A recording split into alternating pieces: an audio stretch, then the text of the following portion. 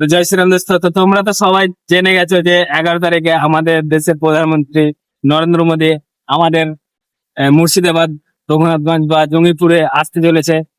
তো general general ভাবছে, তো অনেকে জিজ্ঞাসা করছিল যে ভাই কোথায় আসবে কোথায় আসবে, তো তোমাদেরকে জায়গাটা দেখিয়ে দিচ্ছে। এই দিকটা দেখছো, এই দিকটা হচ্ছে মালদা বা ফারাক্কা থেকে যারা আসবা তারা ওটু পাঞ্জাবি দাওয়া আছে, সেখানে নেমে যাবা। আর এদিকটা যারা উমরপুর থেকে আসবা, উমরপুর থেকে মাত্র 2 কিলোমিটার, উমরপুর থেকে 2 কিলোমিটার মাত্র, বেশি না। পাঞ্জাবি ধাবা, পাঞ্জাবি ধাবার পেছনেই আসতে চলেছে। এই দেখছো পুরো মাঠে ধামাকাদার কাজ চলছে, মানে আর মাত্র 2 থেকে 3 দিন আছে।